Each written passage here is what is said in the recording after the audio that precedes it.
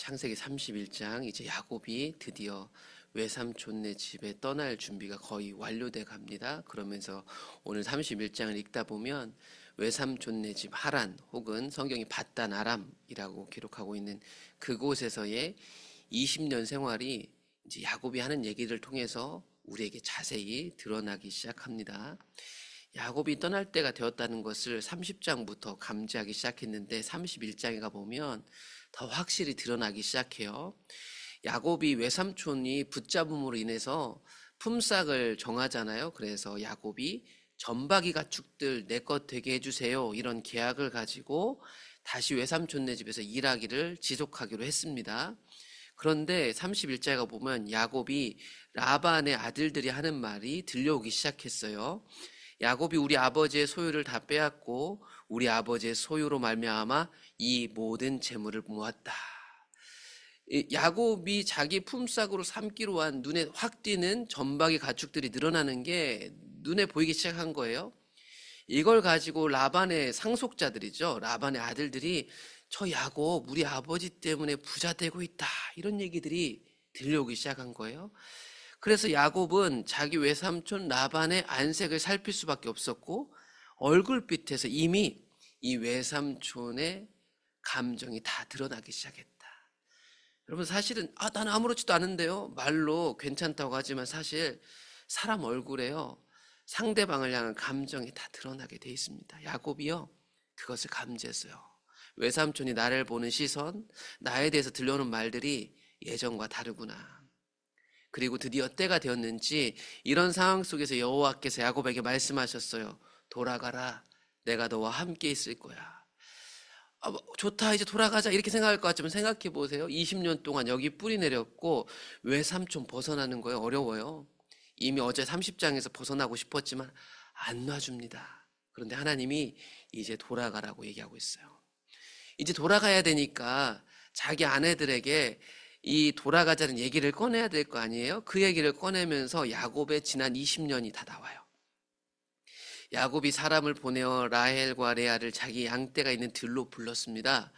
그들에게 이르되 내가 그대들의 아버지 안색을 보니 내게 대하여 전과 같지 아니하도다.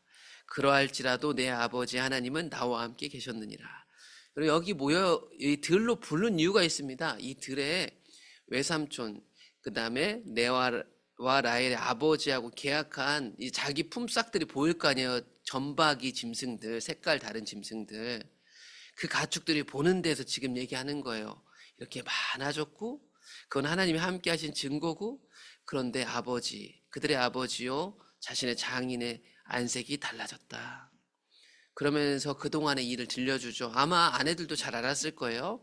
그대들도 알겠지만 내가 힘을 다하여 그대들의 아버지를 섬겼거늘 그대들의 아버지가 나를 속여서 품삯을 10번이나 변경했다. 여러분, 품삯을 10번이나 변경하면서요, 야곱을 붙잡아 두고 자기 욕심을 채우고 있었던 사람이 라반이었습니다. 그런데 그때마다 누가 막아주셨는가? 하나님이 막아주셨어요. 하나님 막아주시 않았다면 여기까지 견디지도 못했을 거예요. 그가 이르기를 점 있는 것이 내 삭이 되리라 하면 온 양떼가 낳은 것이 점 있는 것이요, 또 얼룩무늬 있는 것이 내 삭이 되리라 하면 온 양떼가 낳은 것이 얼룩무늬 있는 것이니 하나님이 이같이 그대들의 아버지의 가축을 빼앗아 내게 주셨느니라. 여러분, 지난 시간 동안에도 하나님이 지켜주셨는데 이젠 눈에 확연히 보이도록 하나님이 야곱의 손을 들어주시며 지켜주고 있다는 것이 얼룩무늬 품삯으로 다 드러났어요. 지금 이 들에 나온 아내들도 눈으로 똑똑히 보는 겁니다. 이건 다 하나님이 하신 일입니다. 그런 것들을 이제 하나하나씩 자기와 함께 해주신 하나님 때문이었다는 걸 더 구체적으로 야곱이 말하기 시작해요. 어떻게 이 얼룩무늬 짐승들이 많아졌는가? 단순히 내 능력이었는가? 그렇지 않다는 것을 야곱이 알려줍니다.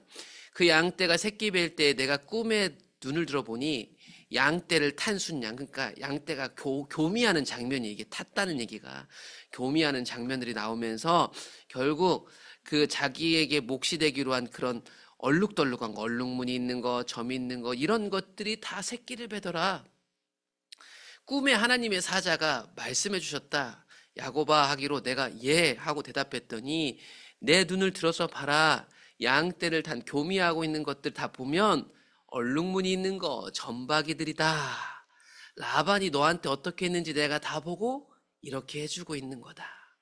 그러니까 우리 30장에서 야곱이 목축 기술을 써가지고 얼룩덜룩한 짐승들을 만들어내는가 보다 했지만, 그런 야곱의 재능이 이런 기적을 만들 수 있었던 건 하나님이 해주신 거다. 그래서 자기 꿈 얘기를 아내들한테 들려주고 있는 겁니다. 그러면서 하나님 얘기했어요. 나는 베델의 하나님이다. 도망 올 때 그 베델에서 널 만나주셨던 하나님이다.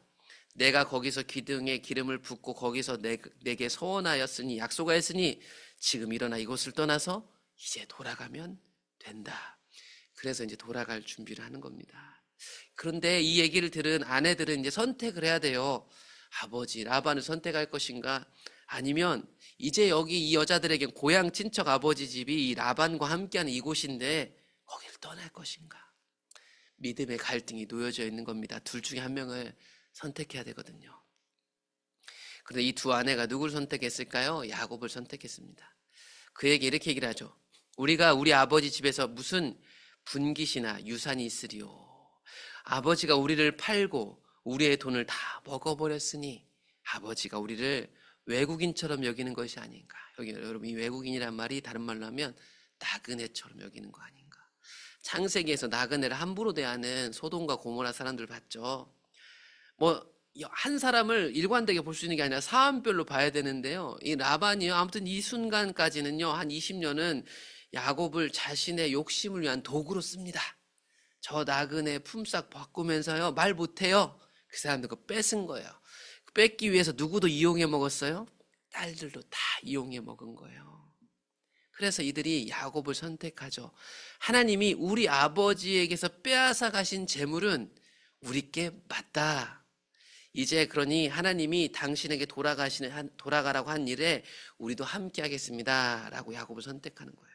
그래서 이제 정말 떠납니다. 그 야곱이 일어나 자식들과 아내들을 낙타에 태우고 그 모은 것을 다 이제 정리를 합니다. 이게 그동안 품삯이에요.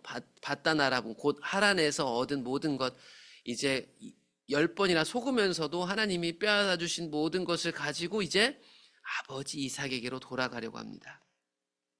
그때 마침 라반은 양털을 깎는 날이었어요. 그러니까 수확하는 날이었습니다. 라반이 자기 양떼들 양털 깎음으로 이 라반이 신경 쓸 수 없을 때 도망 나오게 되죠. 그때 라헬은 그의 아버지 드라빔을 도둑질했는데, 이 드라빔이라는 건 그 당시 개인 가정 안에서 점칠 때 쓰는 우상의 도구이기도 하고, 그 가정의 재산권을 보여주는 집문서, 땅문서, 재산증서 같은 거기도 하다고 해요. 아무튼 그것을 훔쳐갖고 와요. 야곱은 자기 거취를 아람 사람 라반에게 말하지 않고 일종의 도주라는 겁니다. 야반 도주라는 거예요. 그가 그의 모든 소유를 이끌고 강을 건너 길르앗산에 향하여 도망한 지 3일 만에 야곱이 도망한 것이 라반에게 소식이 들려오기 시작했습니다. 아마도 30장에 우리가 읽었던 부분을 생각해 보면 라반이 자기 소유하고 야곱의 몫이 될 것을 3일 길 떨어뜨리는 걸 보면 3일 만에 발각된 것이 어느 정도 이해가 되고, 드디어 이 3일 만에 발각한 이 도망자 야곱을 라반이 쫓아옵니다. 라반이 그의 형제를 거느리고 7일 길을 쫓아가 길르앗산에서 그에게 이릅니다. 잡아요. 라반이 왜 이렇게 쫓아갔을까? 머리를 한번 잘 생각해 보세요.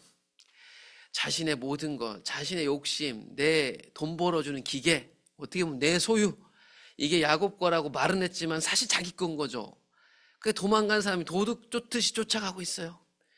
그렇게 열심히 도둑 쫓듯이 야곱을 쫓는 라반에게 하나님이 나타나셨어요.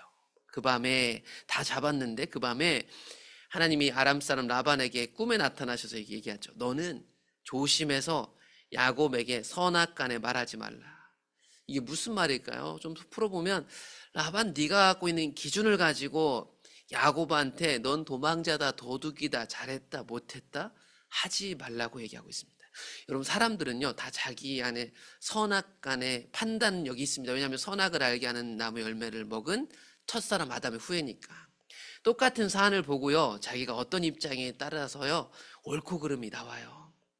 여러분 우리가 라반이라고 한번 생각해 보자고요. 라반이라고 생각해 보면요, 야곱은 도둑놈입니다. 쉽게 얘기를 하면. 그리고 라반을 따르는 그의 아들들 입장에서도 보시란 말이에요. 그런데 하나님이요, 그렇게 하지 말래요. 누구 편을 들어주세요? 도망자 야곱의 편을 들어주세요. 그리고 드디어 몰래 도망간 야곱이 잡힙니다. 라반이 야곱을 뒤쫓아 이르렀으니 야곱이 그 산에 장막을 텐트 치고 있었죠. 쉬어가고 있었으니까. 그런 야곱에게 라반이 뭐라고 한지 아세요? 나를 속이는 이 사람아, 이렇게 얘기합니다. 나를 속이다니, 내 딸들을 칼에 사로잡힌 자가 끌고 갔으니 어찌 이같이 않느냐. 라반은 충분히 이런 얘기를 할 수 있는데, 좀 멀리서 지켜보는 우리가 생각할 때는 10번이나 속이는 라반이 할 소리일까? 그런데 사람이 그렇습니다. 우리가 라반 입장이 되면 우리도 분명히 그렇게 얘기했을 거예요. 그러면서 이렇게 얘기를 합니다. 너무 뻔뻔스럽겠지만, 내가 즐거움과 노래와 축제를 해가지고 너를 보내줄 수 있는데 너 나를 속이고 가만히 속이고 도망했구나. 여러분, 야곱의 이야기 속에 계속 속이는 게 등장하거든요. 아직도 안 끝났어요. 야곱도 속여서 이렇게 됐고, 외삼촌도 속이고, 이제 나중엔 자식들까지 야곱을 속일 겁니다. 누가 누구를 속이는지 모르겠어요. 그러면서 얘기합니다. 내가 너 다 품삯 쳐줘서 박수 쳐서 보내줬을 텐데 왜 나 속이고 도망했어? 내 딸들하고 인사도 못하게 했어. 넌 참 어리석은 사람이다. 이런 얘기들 합니다. 그러면서요, 라반 얘기해요. 너를 해하려고 내가 왔는데 나는 그런 힘도 있지만 너희 아버지 하나님이 어젯밤에 내게 나타나셔가지고 너한테 그렇게 하지 말라 하더라. 이것 때문에 어쩔 수 없이 라반의 태도가 바뀌게 된 겁니다. 그러면서 이제 본격적으로 라반의 목적이 들어가요. 하나님이 그 야곱에 대해서는 그렇게 하지 말라고 했는데, 이제 라반이 무슨 얘기하냐면, 그런데 우리 집에서 없어진 게 있는데 그게 뭐냐면 내 신 곧 드람입니다. 내가 점치는 도구, 내가 섬기는 신, 혹은 내 재산권. 그래서 이걸 다 하나로 묶어보자면 제가 아주 단순화시켜봤어요. 지금 라반이 이렇게 쫓아온 이유가 뭘까요? 돈 때문입니다. 야곱을 붙잡아놨던 이유는 뭐죠? 돈 때문입니다. 두 딸을 팔았던 이유는 뭐죠? 돈 때문입니다. 그 돈 때문인 걸 상징하는 게 뭐죠? 드라빔입니다. 그 드라빔 내놓으라는 거예요. 야곱이 라반에게 이제 말하기 시작합니다. 내가 생각하기를 외삼촌의 딸들을 내게로 억지로 빼앗으리라 하여 두려워서 제가 도망간 거예요. 이 딸들은 다 제 품삯이고 이 자녀들 가축도 다 제 품삯 맞잖아요. 그런데 이거 빼앗을 게 뻔하니까 도망간 거다, 이렇게 그래요. 그리고 외삼촌이 지금 그 드라빔을 찾는데 누구에게서 찾든지 그는 살지 못할 것이요, 우리 형제들 앞에서 무엇이든지 외삼촌의 것이 발견된다면 외삼촌이요 가져가세요, 이렇게 그래요. 아무도 지금 라헬이 가져간 것을 몰라요. 야곱은 몰랐대요. 야곱은 라헬이 그걸 훔친 걸 몰랐대요. 라헬이 무슨 생각을 갖고 있었는지 성경이 자세히 기록하지 않지만 분명하게 훔쳐왔어요. 그리고 그것이 지금 중요한 이야기가 되기 시작해요. 그래서 라반이 텐트 치고 있는 곳곳을 다 뒤집니다. 다 뒤졌는데요, 못 찾아요. 라헬이 머리를 써가지고요 숨겨놨기 때문이에요. 라헬 차례가 돼서 아버지가 라헬을 찾으려고 하니까 라헬이 주저앉아 있어. 제가 생리 중이라서 일어날 수가 없어요 해가지고 결국엔 그 드라빔을 라헬이 훔치게 되죠. 이 어떤 욕심의 관계지만 하나님이요 라반의 재산권을 가져갑니다.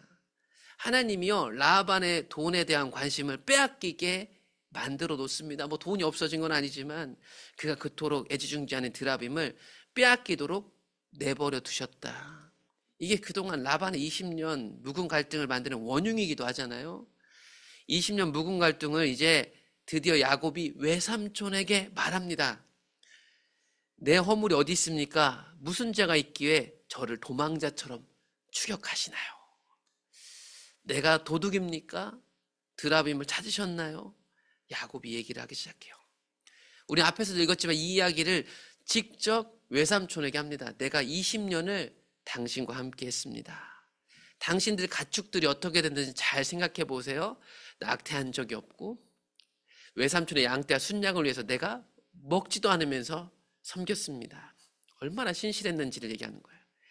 물려 찢긴 것은 내가 외삼촌에게로 가져가지 아니하고 낮에 도둑을 맞았든지 밤에 도둑을 맞았든지 외삼촌이 그것을 내 손에서 찾았으므로 내가 그것을 보충했다.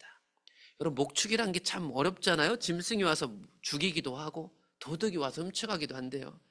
근데 외삼촌이 내 양떼가 30마리인데 어디 갔지 하면 그것을 어김없이 채워놓은 거예요. 그래서 20년 동안요, 야곱은 가난했어요. 이렇게 대단한 목축 기술을 갖고 있는데요, 외삼촌의 손해를 메꾸느라 외삼촌은 부자가 됐지만 야곱은요, 땡전 한 푼 없었던 거예요. 내가 이와 같이 낮에는 더위와 밤에는 추위를 무릅쓰고 눈붙일 겨를도 없이 지냈어요. 내가 외삼촌의 집에 있는 이 20년 동안 외삼촌의 두 딸 위하 14년을 그 품삯으로 일했고, 외삼촌의 양떼를 위하 6년을 외삼촌에게 봉사했거니와 외삼촌은 끊임없이 돈에만 관심이 있었죠. 어떻게 하면 쟤를 빼먹을까? 우리 아버지 하나님, 아브라함의 하나님, 곧 이삭이 경외하는 이가 나와 함께 계시지 않았다면 저는 분명히 빈털터리로 갔을 거예요. 근데 이 하나님이 다 하셨기 때문에 전박이 짐승들 주셔서 제가 이거 다 끌고 나올 수 있는 거죠. 하나님이 내 고난과 내 손의 수고를 하시고 어젯밤에 외삼촌을 책망하신 겁니다. 외삼촌에게 하나님이 야곱에게 선악간에 하지 말라, 이것에 대한 분명한 해석을 야곱이 정리해주고 있는 겁니다. 이제 어떻게 할까?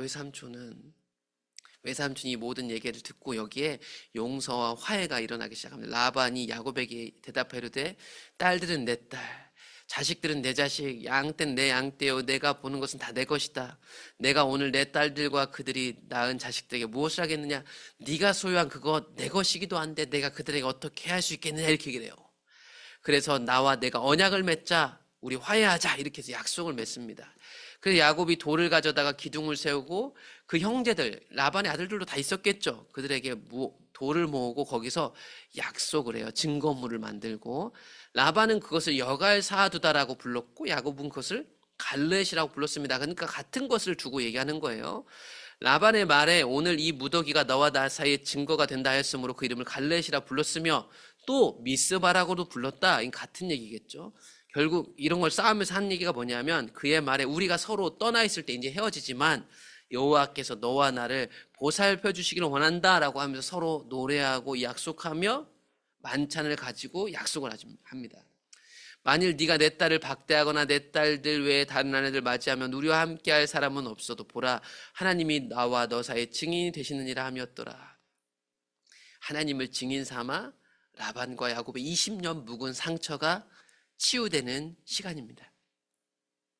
라반이 또 야곱에게 이르되 내가 나와 너 사이에 둔 이 무더기를 봐라, 이 기둥을 봐라. 이 무더기가 증거가 되어서 이 기둥이 증거가 되나니 내가 이 무더기를 넘어 내게로 가서 해야 하지 않겠다. 이제 딱 구분이 생긴 겁니다. 외삼촌 내 구역, 야곱의 구역. 그래서 화해의 증거로 삼게 된 겁니다. 아브라함의 하나님, 나홀의 하나님, 그들의 조상의 하나님은 우리 사이에 판단하옵소서 하고 약속을 하고 약속의 제사를 드리고 함께 축제의 만찬을 보냈습니다. 그리고 그 밤이 지난 후에 라반이 아침에 일찍 일어나 손자들과 딸들에게 입맞추고 그들에게 축복하고 떠나 고향으로 돌아갔습니다. 라반이 야곱을 놓아줬습니다. 그리고 놓아주는 과정에 20년이 시간이 해결되었습니다. 우리는 성경으로 좀 제3자 객관적으로 보지만 누구로부터 몇 년 동안 힘들었던 기억들이 있으신가요? 관계가 참 어렵잖아요. 사람들 다 좋은 것 같지만 그 안을 들여보면요, 상처가 있고 용서하고 화해할 것들이 있는 것 같아요. 이제 야곱이 돌아갈 때가 됐습니다. 그런데 해결해야 될 20년이 있다니까요. 이게 양떼 품삯 준다고 해결되는 건 아니잖아요. 그 억울함을 어떻게 해결한대요? 하나님은 이 문제를 그냥 각자의 마음의 창고에 쌓아두고 살아라, 이렇게 하지 않으셨어요. 하나님의 사람들에게 그렇게 내버려 두지 않는다고요. 그걸 꺼내놔요. 알게 하세요. 치유하고 회복하세요. 서운한 소리 하라는 거 아니에요. 그런데 인정할 건 인정하고 회복해야 될 게 있다고요. 그래야 야곱이 떠날 수 있는 거예요. 그래야 미래로 갈 수 있는 거예요. 여러분, 교회들마다 개인 신앙마다 묻어놓고 사는 상처가 있습니다. 이거 꺼냈다가 사고 날 것 같고 무서워요. 서운한 소리가 나오다 보면 한도 끝도 없으니까. 그거 꺼내놓고 서로 만담하라는 게 아니고요, 이 상처를 하나님께 꺼내놓자고요. 하나님께 말해보자고요. 그거를 만지시고 치유하시고 회복하신 하나님께 맡기자고요. 그러면 서로를 용납할 때가 오지 않을까, 화해할 때가 오지 않을까. 그래야 미래로 갈 수 있는 거예요. 오늘은 특별하게 우리 각자 안에 있는 그런 이야기들을 꺼내놓으면서 기도했으면 좋겠어요. 하나님 앞에 우리 가정에 혹은 내 자녀와 부모 관계 혹은 교회 공동체 사이에 있었던 묵은 것들이 있어요. 그거 하나님 하나씩 하나씩 꺼내서 그분의 은혜 안에서 치유받고 회복되시는 오늘이 되셨으면 좋겠습니다.